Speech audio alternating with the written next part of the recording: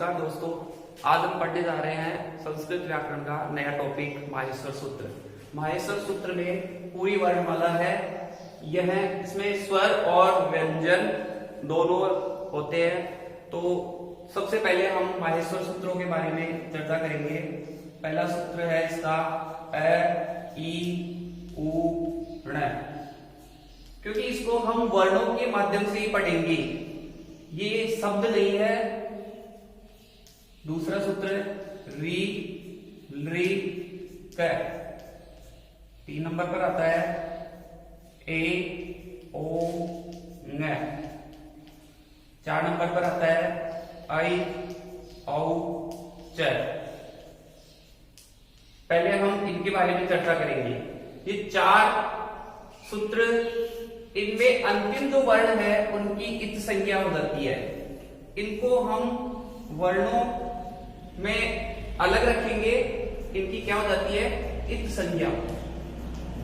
सबसे पहले ये चारों सूत्र है तो इनमें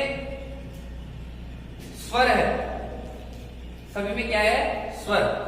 तो स्वर ए, ई, उ, री, लृ, ये 5 ऋस्व स्वर कहलाते हैं। ये 5 क्या कहलाते हैं? ऋस्व स्वर।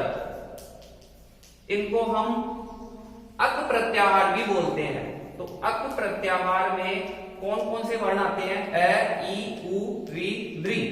ये 5 वर्ण अक प्रत्याहार में आते हैं, जो क्रम से है अ, ई, उ, री और लृ। अगर बात करें अच प्रत्याहार में कौन कौन से वर्ण आएंगे, तो अच प्रत्याहार में ऐसे लेकर और च तक के वर्णों को हम अच प्रत्याहार बोलते हैं, जिनको स्वर संधि भी कहते हैं। अच प्रत्याहार में 5 वर्ण तो ये ले लेते हैं और इनके आगे 4 वर्ण ए, ओ, आई, औ को और हम ऐड कर देंगे। तो अच प्रत्याहार के वर्ण कौन कौन से होंगे? ए, ई, उ, री, लृ, ए, ओ, आई और औ। ये 5 वर्ण ऋस्व के और 4 दीर्घ, इनको हम संयुक्त वर्ण भी बोलते हैं। यह 2 वर्णों से मिलकर बने हैं। ए जो वर्ण है वह ए प्लस ई से मिलकर बना है। ए प्लस ई। ए में जब ई को ऐड करेंगे तो ये ए वर्ण बनेगा। ऐसे ही ए प्लस उ, तो यह ओ का रूप बनता है। तो संयुक्त वर्णों का मतलब हम 2 वर्णों के मेल से बने शब्दों को कहते हैं। तो 4 वर्ण, ये 4 सूत्र सबको कंठस्थ याद हो जाने चाहिए।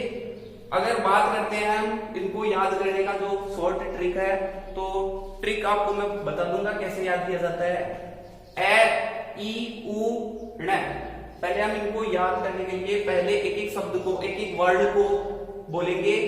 ए, ई, उ, ण। री, लृ, क, ए, ओ, ङ, आई, औ, च।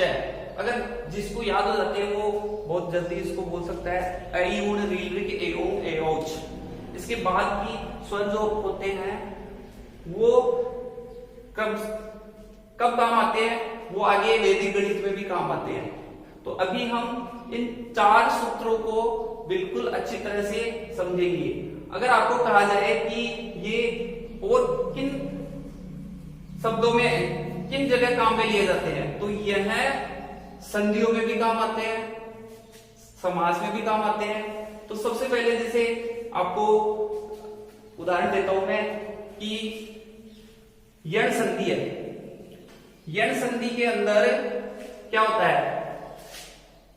यण संधि का जो सूत्र है वह है इको यणची। इको यणची। इक के स्थान पर यण आदेश, ये यण संधि का सूत्र है। इक के स्थान पर यण आदेश। तो इक वर्ण कौन कौन से है? इसी में से एक वर्ण बनाएंगे। इसे शुरू और क एंड में। तो ई, उ, री, लृ, लास्ट वाले वर्ण को हम नहीं जोड़ेंगे क्योंकि इनकी संज्ञा हो जाती है। तो इक में आते हैं ई, उ, री, और री। इनके स्थान पर यण आदेश, तो यण, यण भी इसी में से बढ़ेगा, यण। अब इसमें यह कहां है, पांचवें सूत्र में आएगा, है, यह, वह, रे, टे। 6 नंबर पर आता है ल, ण। ऐसे इसमें भी अंतिम वर्ण हलंतों का इनकी संज्ञा हो जाती है। तो यण में य, व, र और ल। यण में कौन कौन से वर्ण आते हैं, य, व, र और ल। अब आप देखो क्रमशः ई के स्थान पर य, उ के स्थान पर व, री के स्थान पर र और री के स्थान पर ल। तो ये यण संधि का उदाहरण है जो आपको इन माहेश्वर सूत्रों के माध्यम से बताया गया है। तो माहेश्वर सूत्र बहुत इंपॉर्टेंट है संस्कृत व्याकरण की कक्षा के लिए। अगर जिनको इन माहेश्वर सूत्रों का ज्ञान है वो संस्कृत व्याकरण में कहीं भी पीछे नहीं हो सकता। तो ये माहेश्वर सूत्र प्रकट कहां से हुए ये आपको मैं बताना चाहता हूं। ये भगवान शंकर के वाद्य यंत्र डमरू से निकले गए ध्वनियां है, जिनको पाणिनि ऋषि ने अपने ग्रंथ अष्टाध्यायी में इनको लिखा था। भगवान शंकर ने 14 बार अपने डमरू को बजाया। तो एक श्लोक है, नृतावसाने नटराज राजो ननाद काम नव पंचवार। तो महर्षि पाणिनि ने इनको सूत्र के रूप में लिख करके अपने ग्रंथ में वर्णन किया है और वो आगे जाकर व्याकरण के बड़े प्रसिद्ध व्याकरणाचार्य कहलाए। तो ये 4 और 5 6 सूत्र मैंने आपको बताया। इसके आगे 7वें सूत्र पर आता है आपके यमगणनम। तो यमगणनम 7 नंबर, 6 सूत्र मैंने आपको बता दिए। 7वें नंबर पर आता है य, मैं, न, ण, न और मैं। अंतिम की संख्या हो जाएगी, हलंत रहेगा और बाकी सूत्र वैसे रहेंगे। 8 नंबर पर झ, भ, य, झ, भ, य। ग, ढ, द, स। 9 नंबर पर घ, ढ, ध, श। ज, ब, ग, ड, ड, श। अब यहां तक समझिए, जो वर्ग के पंचम अक्षर है वो सब ये 5 अक्षर आ गए। इस मैं को हम एक संज्ञा के रूप में हलंत करके इसको वर्णों में नहीं जोड़ेंगे।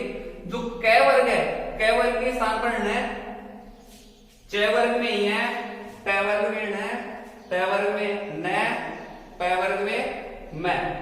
ये पंचमाक्षर भी कहलाते हैं। इनको हम क्या कहते हैं, पंचमाक्षर। पंचमाक्षर 5वें वर्ण है। कौन से वर्ण है, 5वें वर्ण है। झ, भ, य ये चतुर्थ वर्ण है। घ, ढ, ध ये भी चतुर्थ वर्ण है। झ, भ, घ, ढ, ध चतुर्थ वर्ण कहलाते हैं, ये चौथे वर्ण। और ज, भ, घ, ढ, ध ये तीसरे वर्ण कहलाते हैं, तीसरे वर्ण। तो व्यंजनों को हल भी कहते हैं। हल का अर्थ व्यंजन होता है, अच का अर्थ स्वर होता है। तो इनमें अंतिम वर्ण को हम प्रयोग में नहीं लेते हैं। तो ये स्वर और व्यंजन पूरी वर्णमाला इन सूत्रों में आ जाती है। अब 4 सूत्र और है। 11 नंबर पर ख, ख, छ, थ, थ। फिर आता है च, ट, त, व। ख, ख, छ, ठ, थ। तो ये कौन से वर्ण आते हैं, दूसरे वर्ग के दूसरे वर्ण आते हैं। दूसरे वर्ण यहां तक ही है, च ट त ये प्रथम वर्ण आते हैं, वर्ग के प्रथम वर्ण है।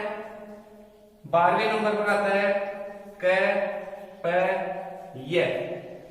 तो ये क और प शेष रह गए, इनमें 3 वर्ण यहां दे दिए हैं, च ट त के बाद क और प।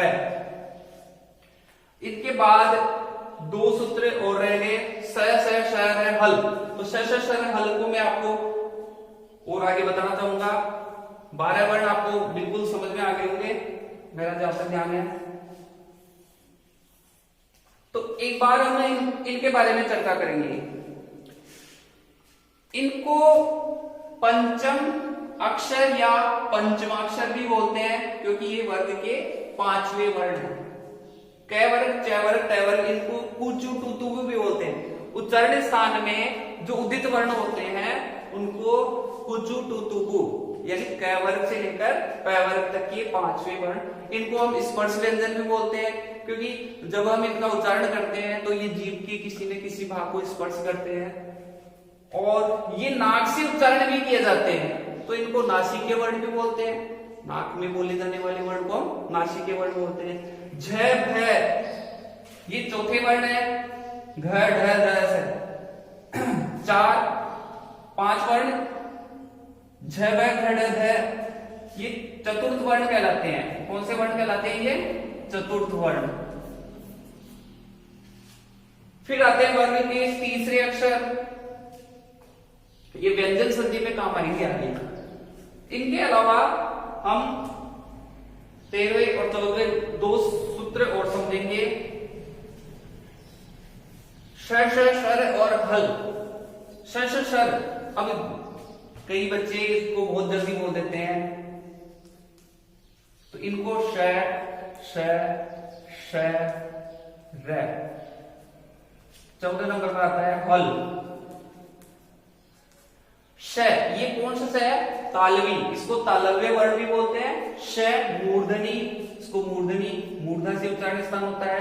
और इसका श दंती, दांत से बोले जाने वाला वर्ण, रैखिक संज्ञा हो जाएगी। फिर अंतिम में हल आता है, तो हल व्यंजन को हल कहते हैं। तो व्यंजन जो हल वर्ण होते हैं उनको हम व्यंजन भी बोलते हैं। जैसे अच स्वर को बोला जाता है, वैसे ही व्यंजन हल स्वरों को, हल व्यंजन अच स्वरों को बोलते हैं, व्यंजन हल। तो व्यंजन में है से स्टार्ट होकर के और ल तक के वर्ण सभी व्यंजन कहलाते हैं। व्यंजन। इसके बाद में हम आगे जो नया टॉपिक लाएंगे वो उच्चारण स्थानों का होगा। कौन से वर्ग का कौन सा उच्चारण स्थान है, किन वर्णों से कौन कौन से व्यंजन बोले जाते हैं, उनका कौन सा वर्ड उच्चारण स्थान है, वो हम आगे पढ़ेंगे। धन्यवाद।